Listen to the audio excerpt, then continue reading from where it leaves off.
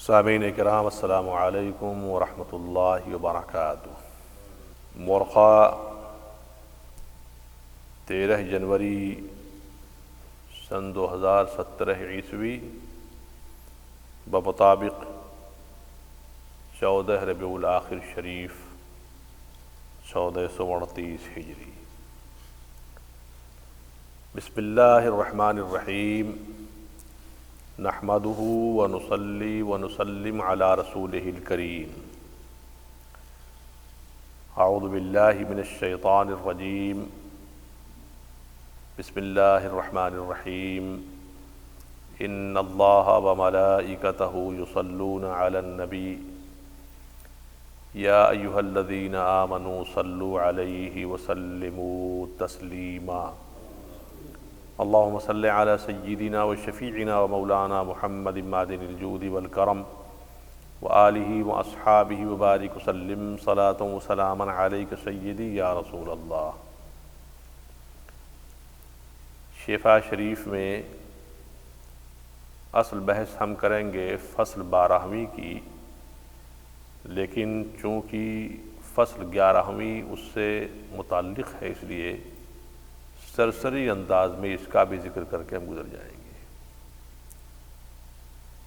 11ویں فصل کی خصوصیت یہ ہے کہ اس میں نبی کریم صلی اللہ علیہ وسلم کے ان اوصاف حمیدہ کا ذکر کیا گیا ہے کہ جو عقل سے تعلق رکھتے ہیں۔ نبی کریم صلی اللہ علیہ وسلم کو اللہ تبارک و تعالیٰ نے جو عقل عطا فرمائی تھی وہ دنیا میں کسی کو نہیں دی گئی ہے،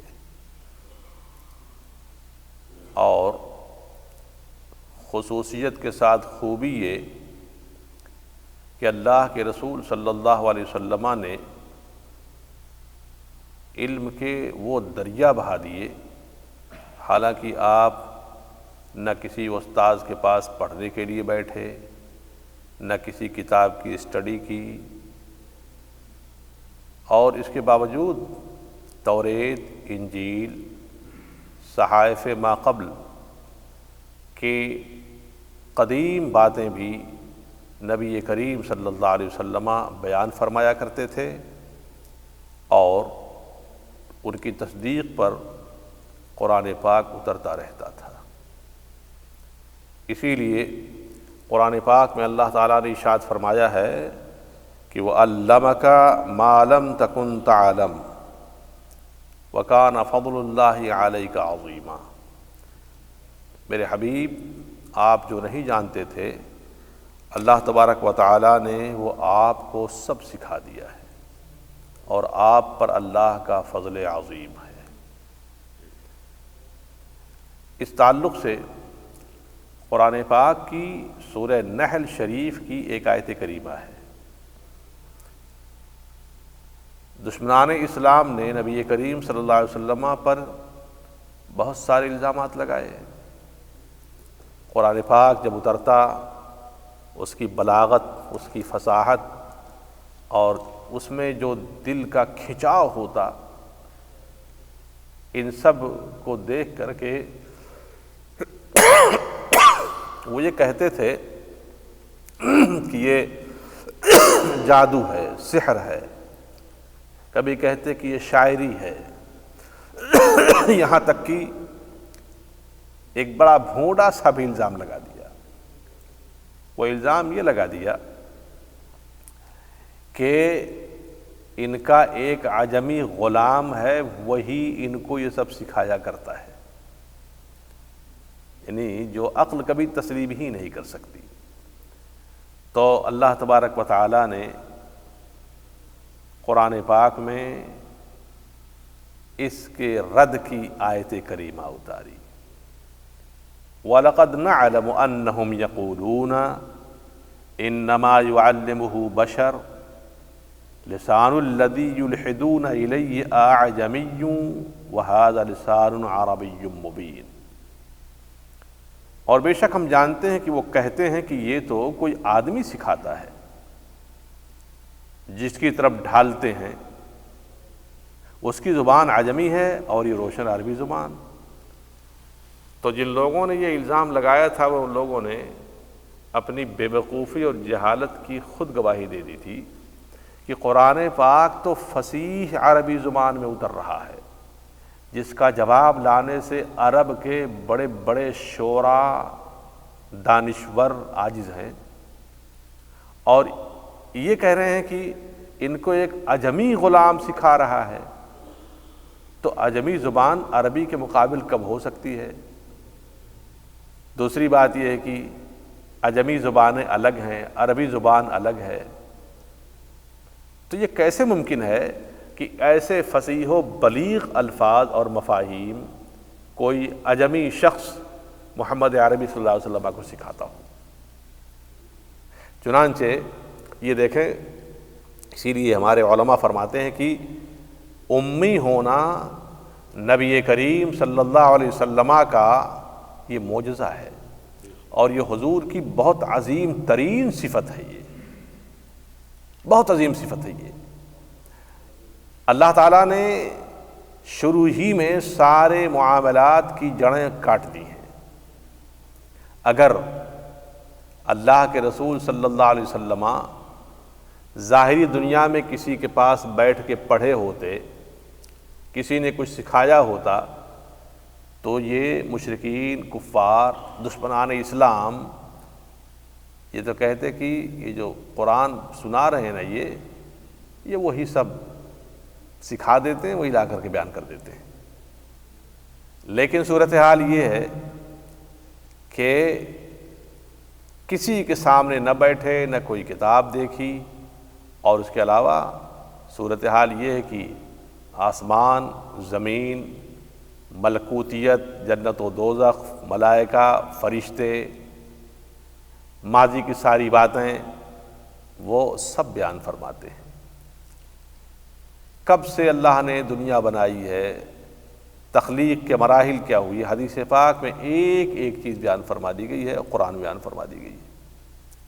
تو حضور کا امی ہونا یہ بہت بڑا معجزہ حضور کا ہے۔ اللہ تبارک و تعالیٰ نے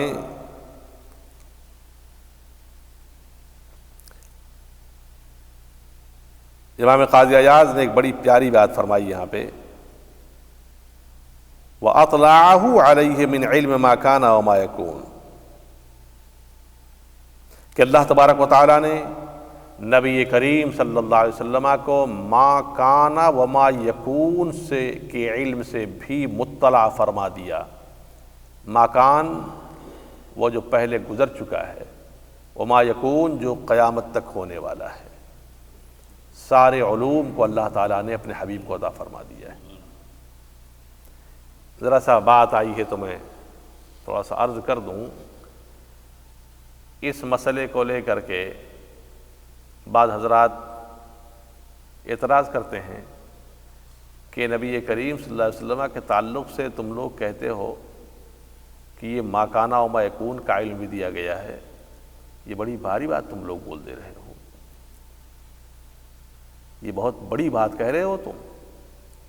چنانچہ ہندوستان کی سرزمین پر جو وہابی مکتبہ فکر کی شاخیں قائم ہوئیں، جیسے دیوبندی ہیں، تبلیغی جماعت ہے، جماعت اسلامی ہے، ان سب کے نظریات یہی ہیں کہ نبی کریم صلی اللہ علیہ وسلم کو علم ما کان و ما یکون نہیں دیا گیا تھا۔ امام قاضی عیاض فرما رہے ہیں کہ یہ اللہ کے رسول صلی اللہ علیہ وسلم کی عقل، آپ کے علم، آپ کی معلومات کے تعلق سے کہ رب کریم نے آپ کو ما کان و ما یکون کا علم بھی عطا فرمایا، اور ایسا نہیں کہ خالی یہ لفظی ایک بیان ہو، بلکہ احادیث کریمہ میں اس کی پوری مثالیں موجود ہیں۔ خود حدیث پاک ہے، اس سے پہلے بیان بھی کر چکا ہوں کہ حضور ممبر پر تشریف لائے اور اس کے بعد فجر سے لے کر کے ظہر تک بیان فرماتے رہے۔ ظہر کے وقت اتر کر کے نماز ظہر پڑھی، پھر ممبر پر تشریف لے گئے، پھر عصر تک بیان فرماتے رہے، پھر اتر کر کے نماز عصر پڑھی، پھر ممبر پر تشریف لے گئے، اور پھر مغرب تک بیان فرماتے رہے۔ راوی کہتے ہیں کہ ہم میں سب سے بڑا عالم وہ ہے جس نے اس کو محفوظ فرمایا، یاد رکھا۔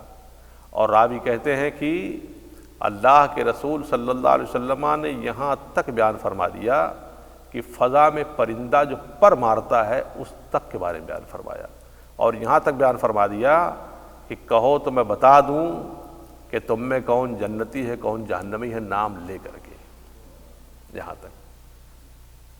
تو یہ حدیث میں سب باتیں ثابت ہیں۔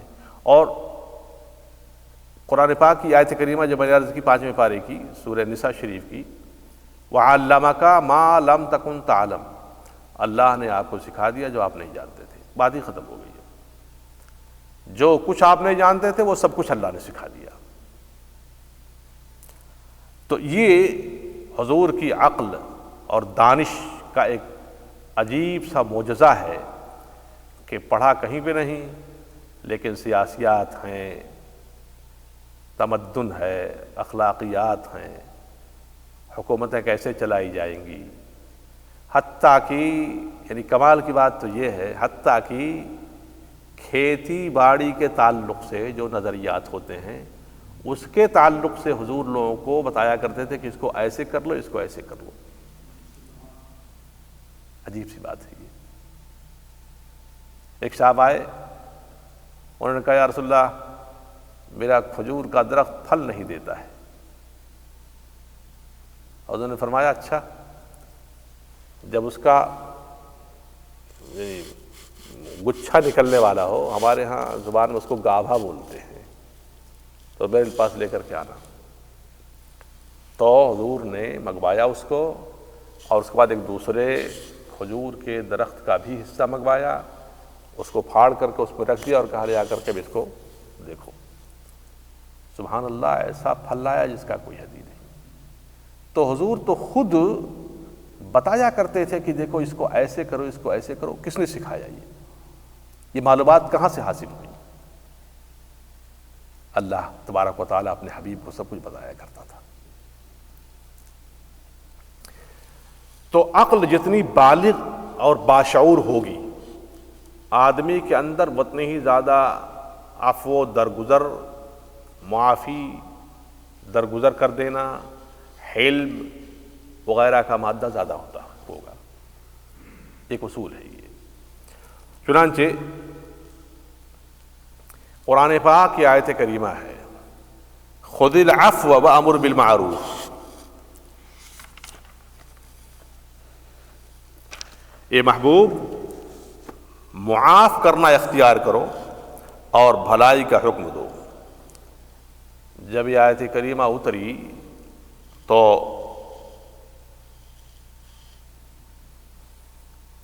روی ان النبی صلی اللہ علیہ وسلم لما نزلت علیہ هذه الآیہ سأل جبریل علیہ السلام عن تعبیرها فقال حتى أصل الله العالم ثم ذهب فأتاه فقال يا محمد ان اللہ یأمرك ان تصل من قطعك وتعطي من حرمك وتعفو عن من ظلمك وقال له واصبر على ما أصابك۔ یہ آیت کریمہ خذ العفو وامر بالمعروف کہ یہ محبوب معاف کرنا اختیار کیجئے اور لوگوں کو بھلائی کا حکم دیجئے۔ تو اللہ کے رسول صلی اللہ علیہ وسلم نے جبریل امی سے پوچھا جبریل اس کا مطلب کیا ہے؟ اس کا مطلب کیا ہے، اب بتائیے مجھ کو۔ تو جبریل امی نے عرض کیا کہ یا رسول اللہ میں اللہ جل شانہ سے پوچھ کر کے آپ کو بتاتا ہوں۔ سبحان اللہ۔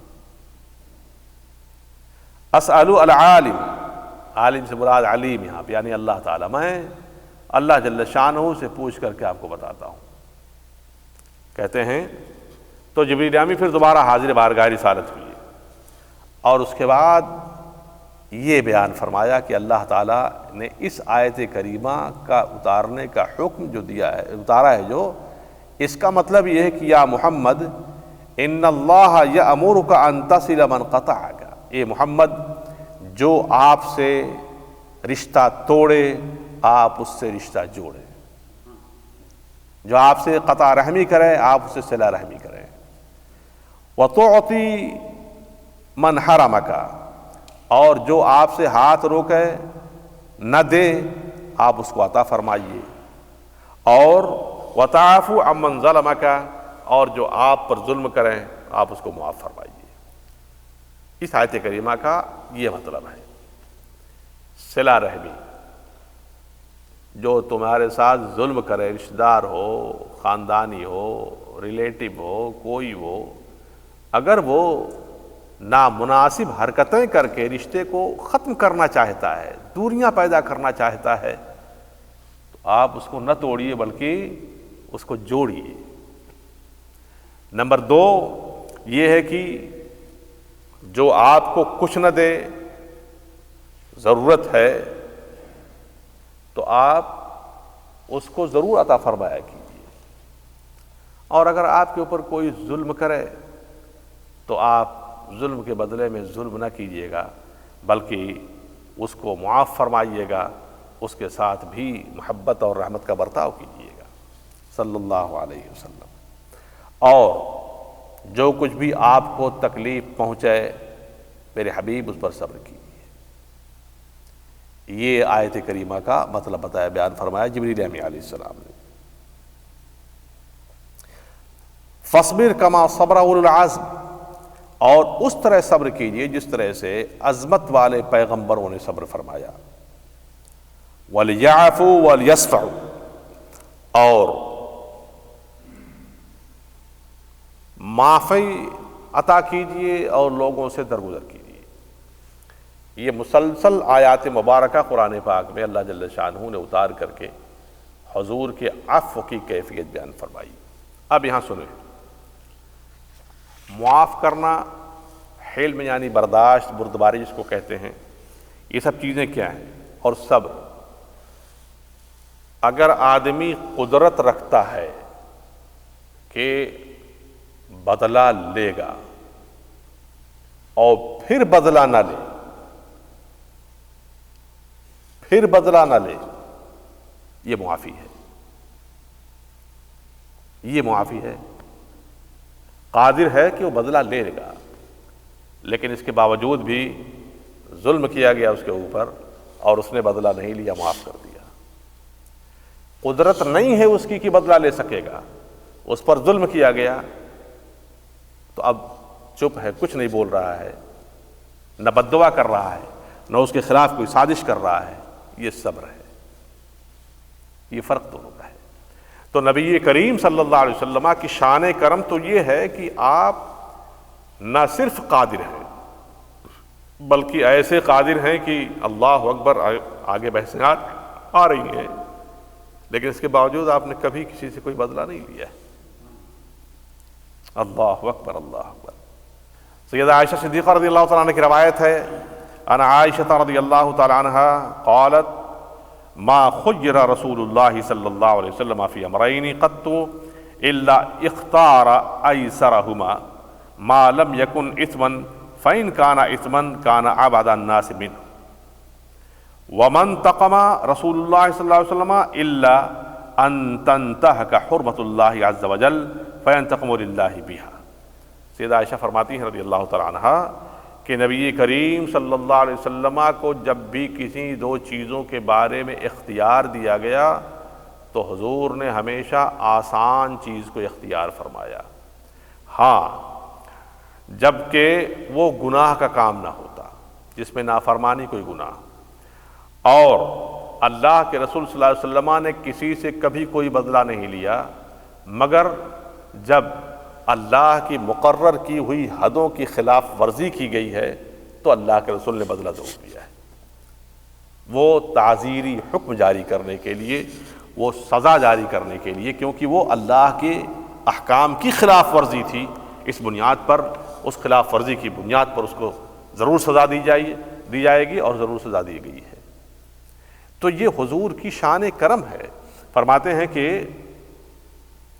وروی ان النبی صلی اللہ علیہ وسلم لما کسرت رباعیتہ وشج وجہہ یوم احد شق ذلك على اصحابہ شقا شدیدا وقالوا لو دعوت علیہم فقال انی لم ابعث لعانا ولکنی بعثت داعیا ورحمتا اللہم اہد قومی فانہم لا یعلمون۔ جنگ احد کے دن نبی کریم صلی اللہ علیہ وسلم کے سامنے کے 4 دانت شریف کو شہید کر دیا گیا۔ بڑی الغار تھی، چہرے مبارک کے اوپر زخم آ گئے۔ صحابہ کرام عرض کرتے ہیں یا رسول اللہ ان کے بارے میں ہلاکت کی دعا کر دیجیے، تباہ ہو جائیں سب۔ آپ ان کو ہلاکت کی دعا کر دیجیے، تباہ ہو جائیں۔ سبحان اللہ، اب محسوس کریں، زخمی ہیں، دانت شریف ٹوٹ چکا ہے، چہرے پاک کے اوپر زخم آ چکا ہے، چچا کی نعش پاک سامنے پڑی ہوئی ہے، چہرہ مسلح کر دیا گیا ہے، جگر نکال لیا گیا ہے، کئی اور صحابہ کے ہونٹ اور ناک کان کو کاٹ لیا گیا ہے، اس کو مسلح کرنا بولتے ہیں۔ اس کے باوجود بھی اگر حضور دعا کے لیے ہاتھ اٹھا دیتے تو بہت کی آبادی اور وہ کفار و مشرکین جو آئے تھے وہیں دھسا دیے جاتے، تباہ کر دی جاتی ان کی کیفیتیں۔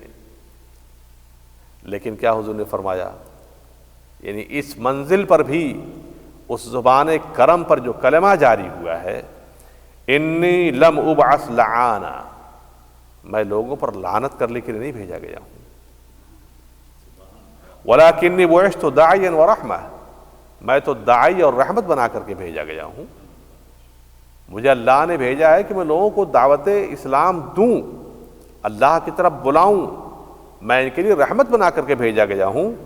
اور دعا فرمائی اللہم اہد قومی فانہم لا یعلمون، اے اللہ میری قوم مجھ کو جانتی نہیں ہے، اسے ہدایت دے دیں۔ جانتی نہیں ہے اسی لیے سب کر رہی ہے، اور جب جان جائے گی تب، تو جب جان گئی وہ قوم تو صورتحال کیا ہوئی؟ جن لوگوں نے جانا، اب دیکھیں تاریخ اٹھا کر کے، کہ جب حضور کو پہچان لیا ہے کہ اللہ کے پیارے رسول ہیں، آخری پیغمبر ہیں، تو صورتحال صحابہ کی یہ وہی ہے کہ اگر سر مبارک سے کوئی بال بھی گر رہا ہے تو زمین پر نہیں آنے پاتا ہے، اور اگر حضور وضو فرما رہے ہیں اور وضو کا قطرہ بھی زمین پر گرنا چاہتا ہے تو زمین پر گرنے سے پہلے کسی صحابی کے ہاتھ میں چلا جاتا ہے۔ تھوک شریف، کھکھار شریف، مقدس پاکیزہ کھکھار و تھوک شریف اگر حضور نکالتے ہیں تو وہ کسی صحابی کے چہرے پر جا کر کے بلا جاتا ہے۔ نہیں جانتے ہیں، جب جان جائیں گے تو ایسا نہیں کریں گے۔ تو فرمایا کیا؟ اللہم اہد قومی فانہم لا یعلمون، یا اللہ میری قوم کو ہدایت دے دے، جانتے نہیں ہیں، یہ مجھے جان جائیں خالی بس۔ صلی اللہ علیہ وسلم، یہ ہے عفو و درگزر، یہ ہے عفو و درگزر۔ یعنی آپ خود محسوس کریں کہ ایسا بھی ہوتا ہے کہ آدمی کمزور ہے اور کسی طاقتور سے الجھا ہوا ہے، لیکن جب اس پر زیادتی ہوتی ہے، ظلم ہوتا ہے، تو اپنے دفاع کے لیے یہ نہیں دیکھتا ہے کہ یہ کتنا قوی ہے، توانا ہے، پاورفل ہے، سورسفل ہے، یہ نہیں دیکھتا ہے، مگر حملہ کر دیتا اس کے اوپر، جو بعد میں ہوگا دیکھا جائے گا۔ لیکن یہاں صورتحال یہ ہے کہ نہ صرف ظاہری اور باطنی بلکہ کامل اختیارات ہیں کہ ابھی انگلی اٹھائیں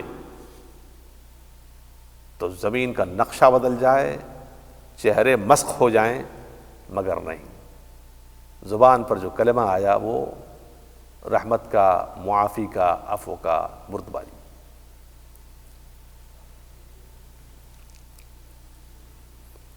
ایک مرتبہ کا ذکر ہے، وروی عن عمر رضی اللہ تعالیٰ عنہ انہ قال فی بعض کلامہ بأبی انت و امی، ایک مرتبہ کا ذکر ہے سیدنا عمر فاروق رضی اللہ تعالیٰ عنہ حضور کی بارگاہ میں حاضر ہوئے، عرض کرتے ہیں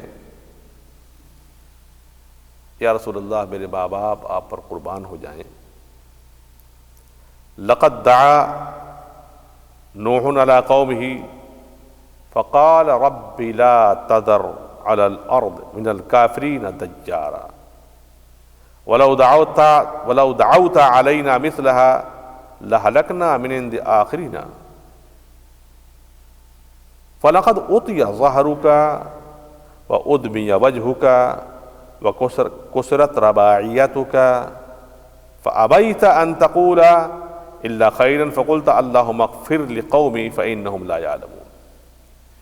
عمر فاروق رضی اللہ عنہ نے تو یہ کہا یا رسول اللہ میرے ماں باپ آپ پر قربان، جیسے سیدنا نوح علیہ السلام نے اپنی قوم کے لیے ہلاکت کی دعا کی تھی۔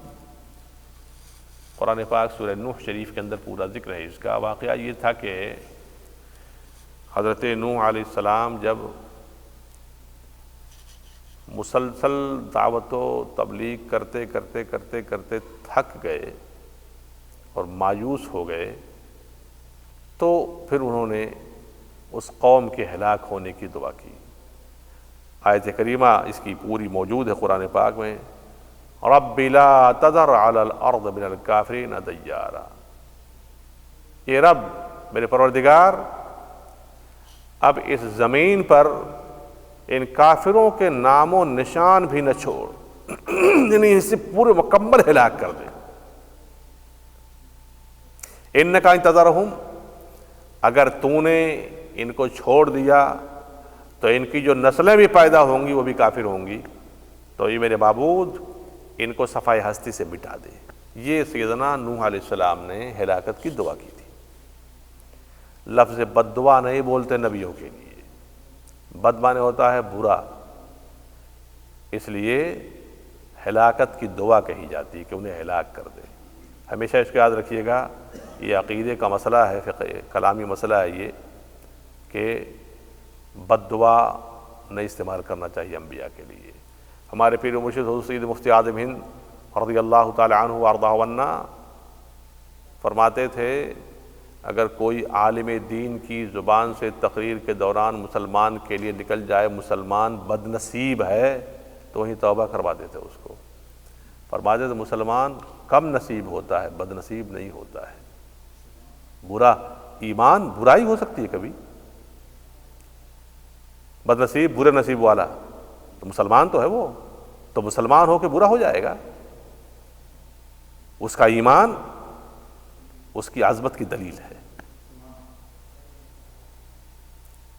تو یا رسول اللہ آپ بھی نوح علیہ السلام کی طرح سے اگر اپنی قوم کی ہلاکت کی دعا کیے ہوتے تو آج تو ہم ہلاک ہو چکے ہوتے۔ یہ کون کہہ رہا ہے؟ عمر فاروق رضی اللہ عنہ فرماتے ہم تو ہلاک ہو چکے ہوتے یا رسول اللہ۔ جبکہ آپ کے دندان مبارک کو شہید کیا گیا، آپ کے چہرے پاک کو زخمی کیا گیا، آپ کی کمر دوہری کر دی گئی مارے غم کے، لیکن اس کے باوجود بھی آپ نے جب بھی کوئی بات کہی تو بھلائی ہی کی بات کہی، اور یہ دعا مانگی اللہم اغفر لقومی فإنہم لا یعلمون، اللہ میری قوم کی مغفرت فرما دے، یہ مجھے جانتی نہیں ہے۔ پہلی دعا میں ہے اللہم اہد قومی، میری قوم کو ہدایت دے دے، اور دوسری دعا میں ہے اللہم اغفر لقومی، میری قوم کی مغفرت فرما دے۔ دونوں کے فرق ملاحظہ فرمائیے۔ مغفرت ہدایت پر موقوف ہوتی ہے، جب تک ہدایت نہیں ہوگی مغفرت نہیں ہو سکتی ہے۔ کیا سمجھا آپ نے؟ مغفرت ہدایت پر موقوف ہے، جب تک ہدایت نہیں مغفرت نہیں۔ سارے بندگان مومن ہدایت پر ہیں، اس لیے ان کی مغفرت ہے۔ سارے کفار و مشرکین ہدایت پر نہیں ہیں، اس لیے ان کی مغفرت نہیں ہے۔ تو پہلی دعا میں فرمایا کہ میری قوم کو ہدایت دے دے، اور اب فرما رہے ہیں کہ میری قوم کی مغفرت فرما دے۔ ایون یہ ابھی اسلام نہیں لائے ہیں، لیکن نگاہ نبوت دیکھ رہی تھی کہ اسلام لائیں گے مغفرت ہوگی۔ چنانچہ اس پر ایک واقعہ سن لیجیے، بڑی پیاری بات ہے۔ ایک جنگ میں ایک شخص نے ایک صحابی رسول کو شہید کر دیا۔ شہید صحابی کی نعش مبارک سامنے رکھی گئی تو حضور مسکرائے. لوگوں نے پوچھا یا رسول اللہ یہ تو مسکرانے کی کوئی جگہ ہے نہیں. ارشاد فرمایا میں قاتل اور مقتول دونوں کو جنت میں دیکھ رہا ہوں. یہ عجیب سی بات ہے. جو شہید ہوا ہے وہ تو جنت میں جائے تو بات سمجھ میں آتی ہے، لیکن قاتل کو بھی جنت میں دیکھ رہا ہوں میں. دیکھ رہے ہیں یہ. چنانچہ پھر وہ قاتل اسلام لائے، جہاد کیا، اسلام کے راستے میں جہاد کیا، شہید ہوئے، جنت میں گئے. یہ نگاہ نبوت ہے، نگاہ رسالت ہے. تو اللہ اغفر لی قومی جو فرمایا، یہ نگاہ نبوت دیکھ رہی تھی کہ آج میری دشمنی کر رہے ہیں یہ، جلد ہی یہ غول در غول، جوق در جوق وفد کی شکل میں میرے پاس آئیں گے اور اسلام قبول کریں گے صلی اللہ علیہ وسلم. کہنا یہ ہے کہ اس قدر مشکلات، اس قدر پریشانی، تکالیف، لیکن اللہ کے رسول کی زبان انور پر، زبان اقدس پر کبھی ہلاکت کی دعا نہیں آئی. جب دعا فرمائی تو محبت، رحمت کی دعا فرمائی.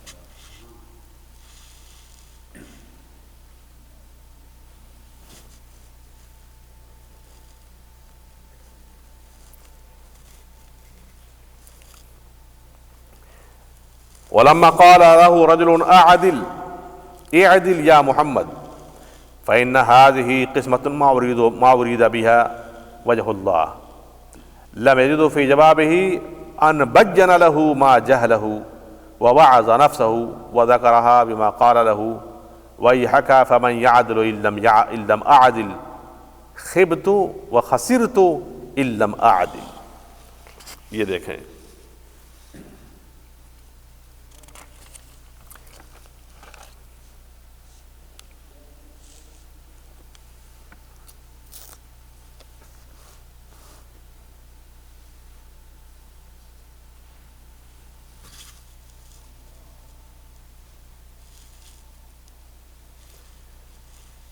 نبی کریم صلی اللہ علیہ وسلم مال غنیمت تقسیم فرما رہے ہیں.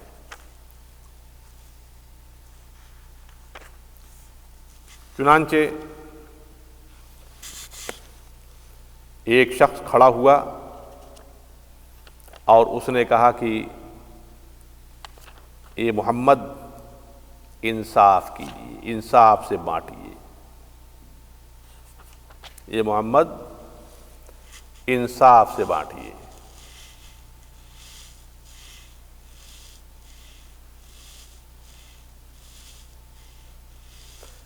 تو حضور نے ارشاد فرمایا، اس نے کہا کہ فَإِنَّ هَذِهِ قَسْمَةٌ مَا أُرِيدَ بِهَا وَجْهُ اللَّهِ، یہ جو آپ بانٹ رہے ہیں اس میں اللہ کی مرضی شامل نہیں ہے، اللہ کی رضا شامل نہیں ہے. آپ اللہ کی رضا کے لیے نہیں کر رہے ہیں. آپ برابر سب کو بانٹیے، انصاف کیجیے. یہ اصل میں خارجیوں کا یہ بابا تھا. اس کا نام ذو الخویصرہ لکھا گیا بخاری شریف کی حاشیے میں، یا یہ کہ ہرقوس ابن زہیر ہے. ذو الخویصرہ کا علماء نے تذکرہ زیادہ کیا ہے. یہ وہی شخص ہے جب اس نے یہ کہا کہ یہ محمد انصاف سے بانٹیے، انصاف کیجیے، تو حضور نے اس سے فرمایا کہ وَيْحَكَ فَمَنْ يَعْدِلُ إِن لَّمْ أَعْدِلْ، تیری خرابی ہو، اگر میں انصاف نہیں کروں گا تو کون انصاف کرے گا، کون انصاف سے بانٹے گا؟ تو میرے اوپر الزام لگا رہا ہے. خِبْتُ وَخَسِرْتُ، میں ناکام، میں ٹوٹے گھاٹے میں ہو جاؤں.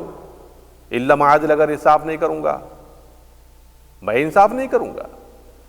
جب اس نے یہ جملہ کہا تو سیدنا عمر فاروق رضی اللہ تعالیٰ عنہ کی آنکھیں سرخ ہو گئیں، تلوار کھینچی اور ارشاد فرمایا کہ اجازت دیجیے میں اس کو ابھی قتل کر دوں. حضور نے ارشاد فرمایا چھوڑ دو، چھوڑ دو اس کو، اس کی نسل سے ایسے لوگ پیدا ہوں گے جو قرآن پڑھیں گے مگر قرآن ان کے حلق سے نیچے نہیں اترے گا۔ ان کی نمازوں کو دیکھو گے، ان کے عبادتوں کو دیکھو گے تو تم اپنے نماز و عبادات و روزہ اور قرآن کی تلاوت کو کم سمجھو گے، حقیر جاننے لگو گے۔ یہ بڑے نمازی ہوں گے، بڑے روزہ دار ہوں گے، بڑی عبادتیں ان کی ہوں گی، مگر ہلاک ہوں گے، جہنمی ہوں گے۔ یہ وہ ذو الخویسرہ تھا، اسی کی نسل سے وہ خارجی پیدا ہوئے سب، جو حضرت علی رضی اللہ تعالیٰ عنہ سے جنگ کیے اور حضرت علی نے ایک دن کے اندر 4000 خارجیوں کو قتل کروایا۔ چنانچہ حرمین طیبین کے علماء نے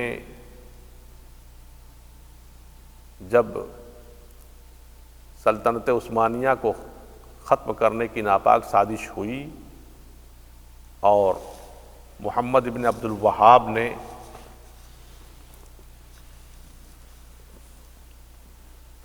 مسلمانوں کے اوپر شرک و کفر کا فتویٰ دیا، ان کو قتل کرنے کا حکم دیا کہ ان کے ساتھ قتال کیا جائے، ان کو قتل کیا جائے، ان کے مال غنیمت ہیں، ان کی بیویاں باندی بنائی جائیں، ان کے بچوں کو غلام بنا دیا جائے۔ پورا یعنی ایک سسٹم جو کفر اور شرک کے درمیان محسوس کیا جاتا ہے کہ جب اسلامی لشکر کسی نان اسلامک کنٹری کے اوپر حملہ کرتی ہے تو جو لوگ گرفتار ہوتے ہیں وہ غلام اور باندی بنا لیے جاتے ہیں، جو مال ہوتا ہے اس کو مال غنیمت بنا لیا جاتا ہے۔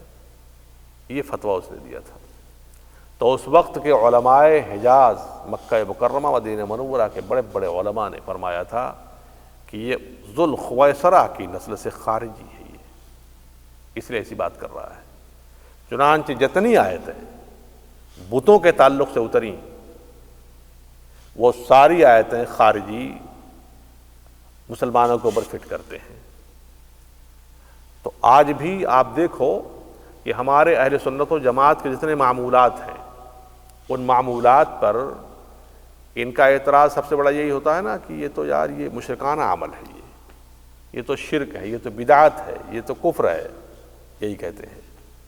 تو جو یہ بولی بولے اس کو سمجھ لیجئے کہ ذو الخویسرہ کی نسل سے ہے۔ یہ بات سمجھ آ رہی نا، یہ ذو الخویسرہ کے نسل سے ہے یہ۔ چنانچہ علامہ زینی دہلان رحمہ اللہ تعالی رحمتاً واسعہ، ان کی کتاب ہے، بڑی پیاری کتاب ہے، فتنۃ الوہابیہ اس کا نام ہی ہے۔ اس میں ساری حدیثوں کو کوٹ کیا ہے اور ثابت کیا ہے کہ یہ وہابیت خارجیت کا ایک حصہ ہے۔ تو ذو الخویسرہ نے یہ کہا کہ آپ انصاف کیجئے۔ حضور نے فرمایا کہ تیری ہلاکت اگر میں نہیں انصاف کروں گا کون انصاف کرے گا؟ اگر میں انصاف نہ کروں تو میں تو ٹوٹے گھاٹے میں ہو جاؤں گا، اللہ کی بارگاہ مجھے جواب دینا ہے۔ حالانکہ حکم دیتے عمر فاروق تیار سے، بالکل حکم دیتے تو ایک وار میں اس کی گردن الگ کر دی جاتی، لیکن صبر و ضبط اور معافی کا حال یہ ہے، ارشاد فرماتے ہیں عمر چھوڑ دو۔ ہے کوئی دنیا کا جو پاور میں ہوتا ہے، ہٹلر ہے، مسولینی ہے، یہ لوگ اور بھی لوگ ہیں، جب پاور میں آتے ہیں تو پھر وہ نشہ چڑھ جاتا ہے، اس کے بعد پھر ان کی نگاہوں کے سامنے سب برابر ہو جاتے ہیں، بس ایک طرف سے سر قلم کرو، ہلاک کر دو، تباہ کر دو۔ مگر یہ مصطفیٰ پیارے رحمت صلی اللہ علیہ وسلم کا فضل خاص ہے، کرم خاص ہے کہ اختیار کے باوجود بھی نظریں پھیر لیتے ہیں، بچا لیتے ہیں، معاف کر دیتے ہیں۔ آگے بیان فرماتے ہیں سبحان اللہ، من اراد من اصحابہ ولما تصدى له غورث بن الحارث لیفتک بہ ورسول اللہ صلی اللہ علیہ وسلم منتبذ تحت شجرۃ وحدہ قائلا والناس قائلون فی غزاۃ فلم ينتبه رسول اللہ صلی اللہ علیہ وسلم الا وهو قائم والسيف السلطان في يده فقال من يمنعك مني فقال الله فسقط السيف من يده فأخذه النبي صلى الله عليه وسلم وقال من يمنعك مني قال كن خير آخذ فتركه وعفى عنه فجاء إلى قومه فقال جئتكم من عند خير الناس۔ نبی کریم صلی اللہ علیہ وسلم ایک غزوے سے، ایک جہاز سے تشریف لا رہے تھے، آپ بھی اور صحابہ بھی آرام فرما رہے تھے، نیپ لے رہے تھے، قیلولہ کر رہے تھے۔ آپ کی مقدس تلوار ایک درخت کی ٹہنی میں لٹکی ہوئی تھی، تو غورث ابن حارث یہ آئے اور تلوار ہاتھ میں لی، حضور کی آنکھ کھل گئی، حضور اٹھ کے بیٹھ گئے۔ غورث ابن حارث کہتا ہے کہ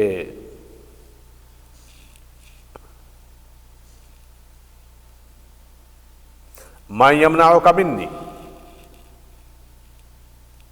میں اگر آپ کو قتل کروں تو آپ کو کون بچائے گا؟ حضور نے فرمایا اللہ، پر اتنا کہنا تھا۔ کہتے ہیں کہ فسقط السیف من یدہ، تلوار اس کے ہاتھ سے گر گئی۔ اس تلوار کو اللہ کے رسول نے اٹھایا اور اس کے بعد اب فرماتے ہیں کہ من یمنعک منی، اب تجھے میرے ہاتھ سے کون بچائے گا بتا؟ اگر یہی تلوار میں تیرے اوپر چلا دوں تو کون تجھ کو بچائے گا؟ اتنے میں صحابہ کرام میں کافی لوگ جگ گئے، سبھی سو رہے تھے، آرام کر رہے تھے۔ کہتا ہے کہ کن خیر آخذ، اچھے پکڑنے والے ہو جائیے۔ کیا مطلب؟ آپ کی تو شان یہ ہے کہ آپ برائی کا بدلہ برائی سے نہیں دیتے ہیں، ظلم کا بدلہ ظلم سے نہیں دیتے ہیں۔ تو اب آپ مجھ سے پوچھ رہے ہیں کہ اب بتا تجھ کو کون بچائے گا، کون روکے گا؟ تو آپ کی شان یہ ہے کہ آپ تو بڑے اچھے آدمی ہیں، معاف کر دیا۔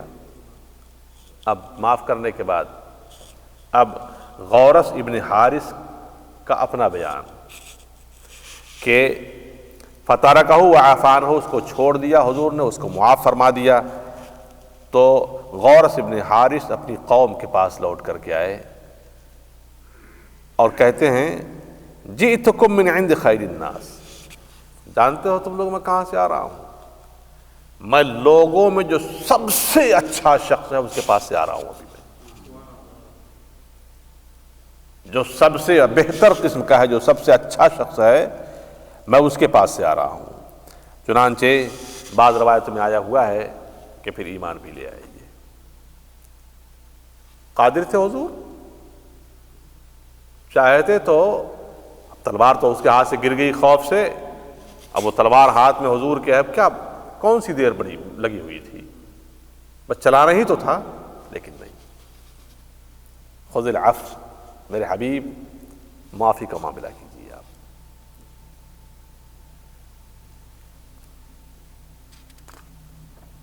اب ان حدیثوں کو پڑھیے اور عہد حاضر کے یہ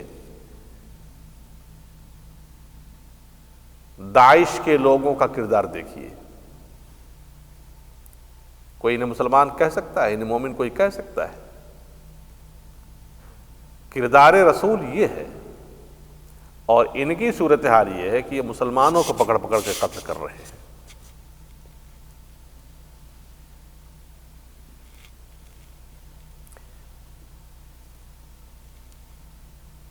ایک یہودیہ نے دعوت دی، یہودی عورت نے، اور اس نے جو ہے کھانے میں خوفناک قسم کا زہر ملا دیا۔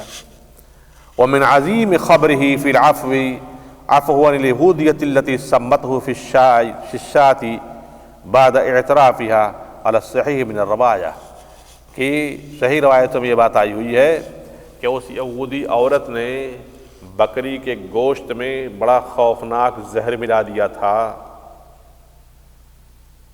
جب حضور تھے اور ایک صحابی رسول ہیں، انہوں نے اس کو پہلے ایک بوٹی کھا لی، حضور نے بھی منہ میں ڈالا تو اس کا زہر محسوس ہوا، آپ نے اس بوٹی کو نکال دیا۔ وہ بوٹی کہہ رہی تھی یا رسول اللہ مجھے نہ کھائیے، میرے اندر بہت خوفناک زہر ملایا گیا ہے۔ حضور نے کچھ نہیں کہا، معاف کر دیا اس کو بھی۔ یعنی باقاعدہ قتل کی ناپاک سازشیں ہیں چل رہی ہیں، لیکن اس کے باوجود بھی کیا لگا تھا؟ اسلام کا غلبہ ہو چکا تھا، حضور اختیارات میں مکمل تھے، چاہتے تو فوراً قتل کروا دیتے قصاص میں، لیکن نہیں قتل کروایا، چھوڑ دیا اس کو۔ یہ وہ عظمت مصطفیٰ ہے جی، عفو درگزر۔ کئی واقعہ بیان فرمایا اس طرح سے۔ ایک بڑا ہی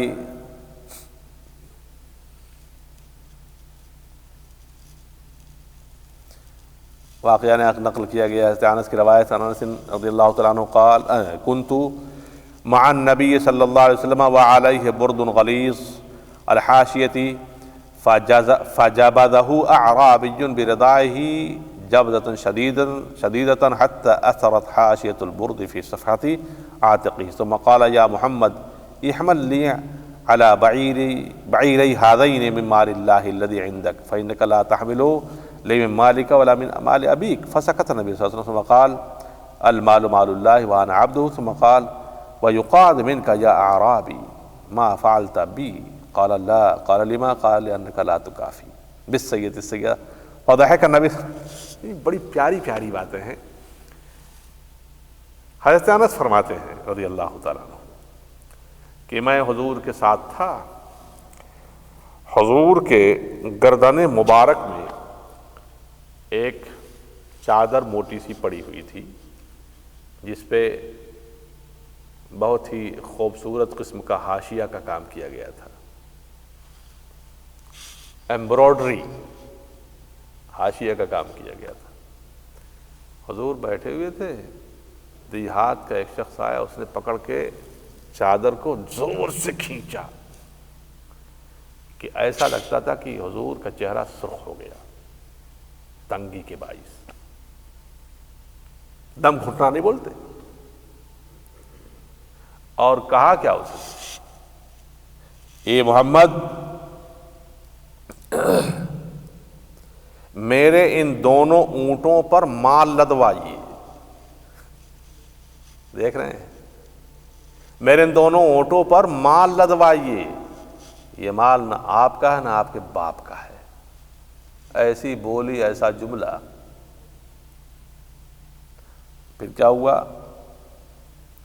نبی کریم صلی اللہ علیہ وسلم خاموش رہے۔ آپ نے ارشاد فرمایا المال مال اللہ وانا عبدہ، مال تو سارا اللہ کا ہے، میں اللہ کا بندہ ہوں، اور وَيُقَادُ مِنْكَ، اس کا تم سے قصاص اور بدلہ لیا جائے گا جو تم نے کیا ہے۔ تو نے جو میری چادر کو کھینچ کر کے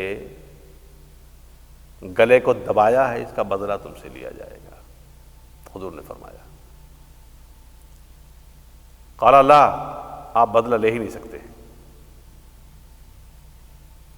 آپ نہیں بدلہ لیں گے، میں جانتا ہوں نہیں لیں گے، نہیں لے سکتے ہیں آپ۔ حضور نے فرمایا لیما، کیوں؟ کیا جملہ استعمال کیا ہے، کہتا ہے لِأَنَّكَ لَا تُكَافِي بِالسَّيِّئَةِ السَّيِّئَةِ، مجھے معلوم ہے کہ آپ برائی کا بدلہ برائی سے نہیں دیتے، مجھے معلوم ہے کہ آپ برائی کا بدلہ برائی سے نہیں دیں گے۔ فضحک النبی صلی اللہ علیہ وسلم، حضور ہنس پڑے اس کی بات سن کر کے صلی اللہ علیہ وسلم۔ اس کے بعد ارشاد فرماتے ہیں کہ اس کی دونوں اونٹنیوں کو لاد دیا جائے، چنانچہ اس کے ایک اونٹ پر جو اور دوسرے اونٹ پر کھجور بھرپور لاد کر کے اس کو رخصت کیا گیا، اس پر چلا گیا۔ وہ دیکھ رہے ہیں کیا سادگی ہے، کیا عفو ہے، کیا درگزر ہے۔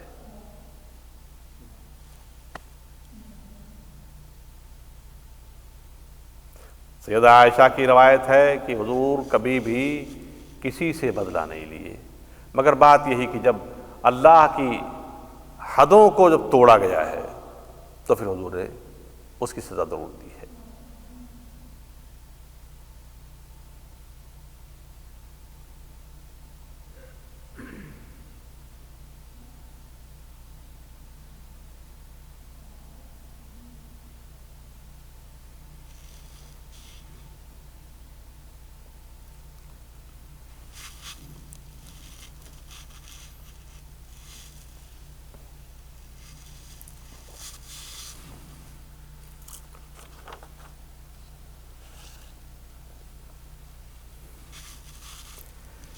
کہتے ہیں کہ وجیء الیہ برجل فقیل له هذا اراد ان يقتلك فقال له النبي صلی اللہ علیہ وسلم لن تطاع لن تطاع ولو اردت ذلك لم تسلط علی۔ ایک شخص کو لوگ گھسیٹتے ہوئے حضور کے پاس لائے اور حضور سے کہا کہ یا رسول اللہ یہ آپ کو قتل کرنے کا ارادہ کر رہا تھا، یہ آپ کو قتل کرنے کا ارادہ کر رہا تھا۔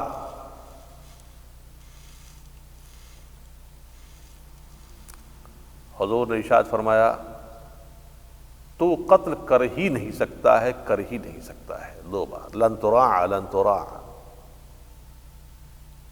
کر ہی نہیں سکتا ہے تو قتل مجھ کو۔ کہتے ہیں کہ وَلَوْ أَرَدْتَ ذَلِكَ لَمْ تُسَلِّطْ عَلَيَّ، اگر تو مجھ کو قتل کرنا بھی چاہے تو نہیں کر پائے گا۔ کیوں؟ اس لیے کہ اللہ تبارک و تعالی نے مجھ کو اپنی حفاظت میں رکھا ہے۔ سورہ انفال شریف کی آیت کریمہ ہے وَاللَّهُ يَعْصِمُكَ مِنَ النَّاسِ، اللہ آپ کو لوگوں سے محفوظ فرماتا ہے، کوئی ہزار مکر و فریب بھی کرے، جب بھی آپ کے اوپر اس کا فریب چل نہیں پائے گا، کامیاب نہیں ہو سکتا ہے۔ ورنہ حضور کو شہید کرنے کی کتنی ناپاک کوششیں کی گئیں، مگر اللہ کے رسول صلی اللہ علیہ وسلم ہمیشہ محفوظ رہے۔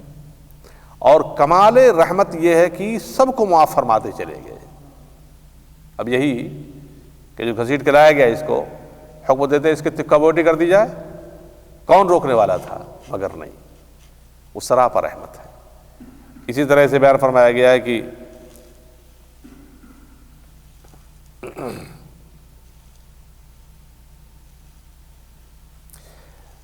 زید ابن سعنہ ایک شخص ہے، ابھی اسلام نہیں لائے تھے، اس کا کچھ قرض تھا حضور کے اوپر، چنانچہ اس شخص نے حضور کے موڈھے پر پڑے ہوئے کپڑے کو زور سے کھینچا اور سارے کپڑوں کو اکٹھا جمع کرنے کے بعد سختی کے ساتھ پیش آیا، کہا انکم یا بنی عبد المطلب مطل فانتہر عمر وشدد له فی القول والنبی صلی اللہ علیہ وسلم یتبسم۔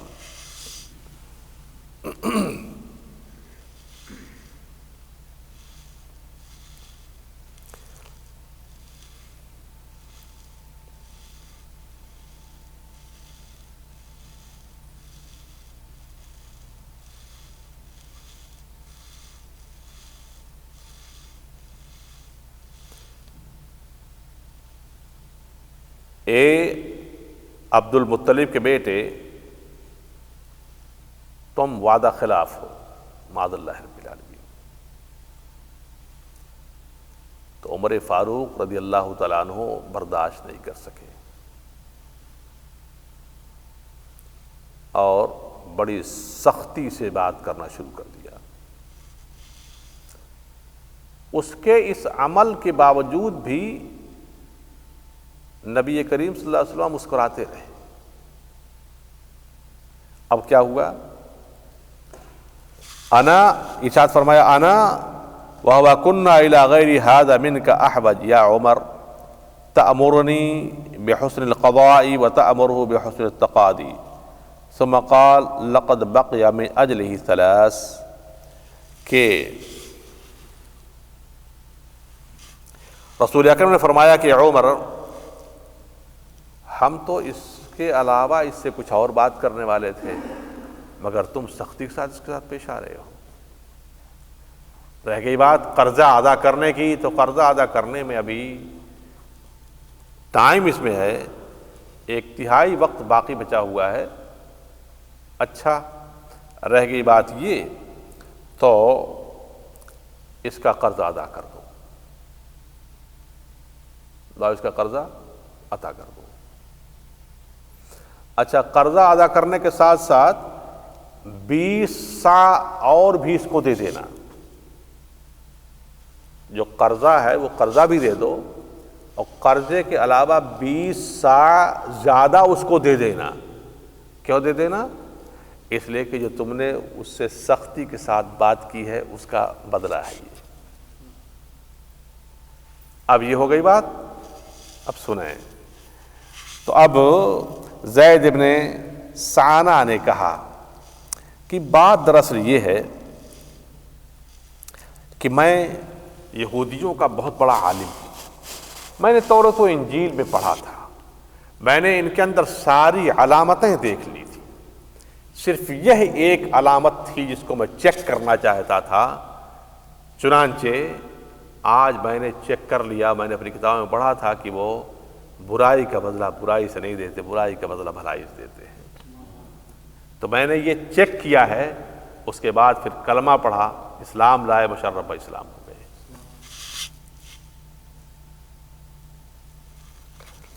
تو اس طرح سے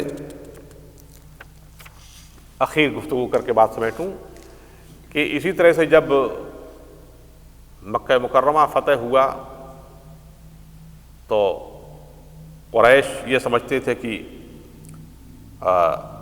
آج نبی کریم صلی اللہ علیہ وسلم ہمارے اوپر وہی اختیار کریں گے، انداز اختیار کریں گے جو ایک فاتح ایک مفتوح کے اوپر اختیار کرتا، یعنی ایک طرف سے قتل کا حکم دے دیں گے، مگر ایسا نہیں ہوا۔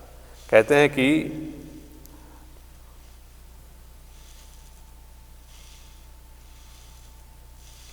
فما زاد على ان عفا وصفح وقال ما تقولون انی فاعل بکم، حضور نے انہیں معاف فرمایا، درگزر کر دیا، اور ارشاد فرمایا کہ اچھا بتاؤ کہ آج میں تم لوگوں کے ساتھ کیا کروں گا۔ یہ پوچھا قریش سے، مکہ مکرمہ کے باشندوں سے پوچھا کہ میں تمہارے ساتھ کیا کروں میں آج۔ قالوا خیرن، بھلائی۔ مکے میں رہنا دشوار کر دیا، چھوڑ کے جانا پڑا، پراپرٹیز صحابہ کی، کتنے صحابی شہید ہوئے، خود حضور کو تکلیف پہنچائی گئی، حضور کی لخت جگر، آپ کی عزیز بیٹی کا حمل ضائع ہو گیا، دھکیل دیا گیا اس سے، یعنی اونٹنی سے، بہت تکلیفیں پہنچائی گئی۔ آج تو ایک طرف سے قتل کا حکم دیا جاتا، آپ فرماتے ہیں کہ بتاؤ میں تمہارے ساتھ کیا کروں آج، تو کیا جواب دیا ان لوگوں نے؟ کیا کہا کہ قالوا خیرن اخ کریم و ابن اخ کریم، آپ بھلائی ہی کریں گے ہمارے ساتھ، اس لیے کہ آپ خود کریم ہیں اور کریم بھائی ہیں۔ تو کہا فقال اقول کما قال اخی یوسف، میں وہی بات کہہ رہا ہوں جو یوسف نے اپنے بھائیوں سے کہا تھا، میرے بھائی یوسف نے اپنے بھائیوں سے کہا تھا، لا تثریب علیکم اليوم، آج تم سے کوئی مواخذہ نہیں، اذهبوا فانتم الطلقاء، جاؤ تم سب آزاد ہو، کچھ نہیں آج تم سے پوچھ پاچھ کرنا ہے مجھے، جاؤ تم نے جو کیا کیا، میں تمہارے ساتھ کچھ نہیں کروں گا۔ یہ شان کرم ہے۔ تو کہہ رہے ہیں کہ حضور کی شان یہ ہے کہ حضور عفو و درگزر، حلم و بردباری، برداشت و صبر میں کوئی مقابلہ نہیں کر سکتا ہے۔ اللہ نے آپ کو ایک ممتاز اور اعلیٰ مقام عطا فرمایا تھا، اس میں آپ اس فضیلت میں بھی اسی طرح منفرد ہیں، یگانہ اور یکتا ہیں، جس طرح سے اور دیگر خصوصیتوں میں آپ یگانہ رکھتا ہے۔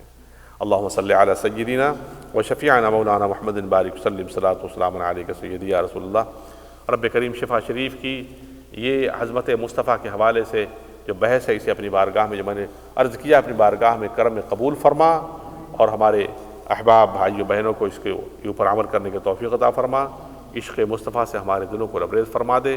وصلی اللہ تعالی علی خیر خلقہ ونور عرشہ سیدنا مولانا محمد وآلہ واصحابہ اجمعین برحمتک یا ارحم الراحمین بحق لا الہ الا اللہ محمد رسول اللہ صلی اللہ علیہ وسلم۔